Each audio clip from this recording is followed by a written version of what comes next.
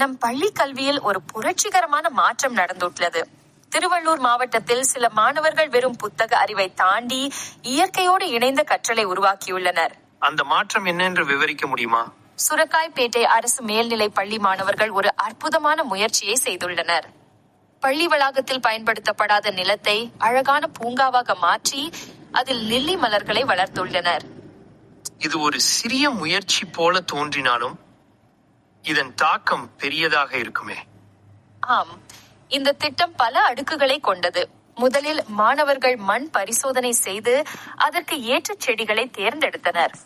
இது அவர்களுக்கு அறிவியல் கோட்பாடுகளை நடைமுறையில் புரிந்து கொள்ள உதவியது. அப்படி என்றால் இது ஒரு கலப்பு கற்றல் முறையாக மாறி இருக்குது. மிகச்சரி. மாணவர்கள் தாவரவியல், வேதியியல், சூழலியல் போன்ற பாடங்களை நேரடியாக கற்றுக்கொண்டனர். மேலும் குழுவாக வேலை செய்வது, திட்டமிடுதல், பிரச்சனைகளை தீர்த்தல் போன்ற வாழ்க்கை திறன்களையும் பெற்றனர்.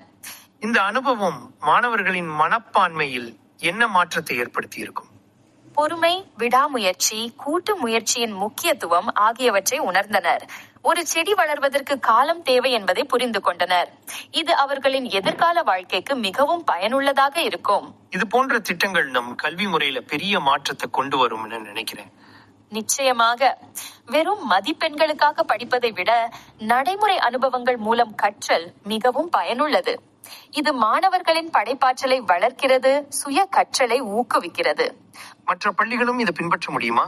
ஆம், ஒவ்வொரு பள்ளியும் தங்களுக்கு கிடைக்கும் வளங்களை கொண்டு இது போன்ற திட்டங்களை செயல்படுத்த முடியும்.